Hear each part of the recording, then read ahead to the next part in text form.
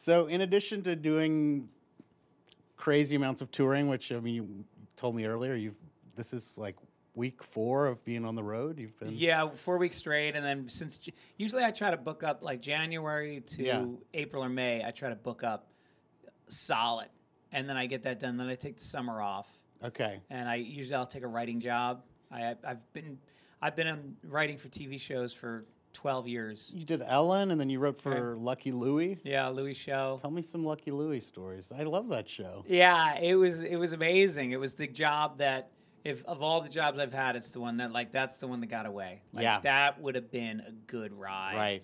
Mostly because, Louie's a close friend, yeah. But then also because it was my life. I mean, he and we lived a block from each other in Venice. Our wives were good friends. They're both very similar. He and I started in Boston, then New York, then coming out, and it just so much similarity. And our style on stage is very similar. Right.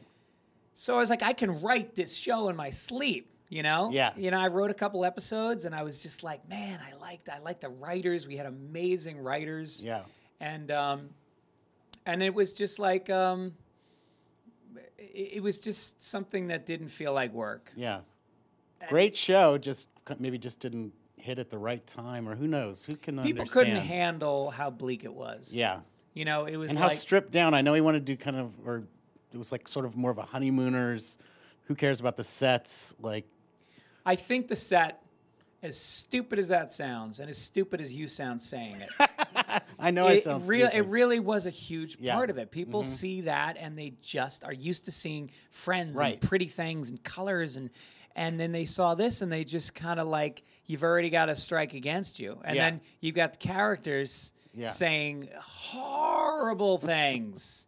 And being, bad parents. Right. And it was more than people could handle. But this was a very realistic depiction of what it's like behind the curtain. This is how people are in a marriage that's been there for a while, a sexless marriage with a child that is irritating and a job that is not moving. It was all about that like the honeymooners, like there was no progress with anything. Right.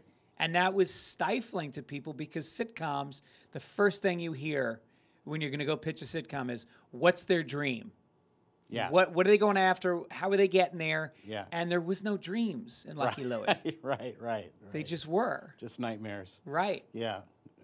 Well, still a great show. Great show. I would imagine it's going to pick. I haven't been getting any residuals from it, but I would imagine there's going to be an uptick of people watching it now. Yeah.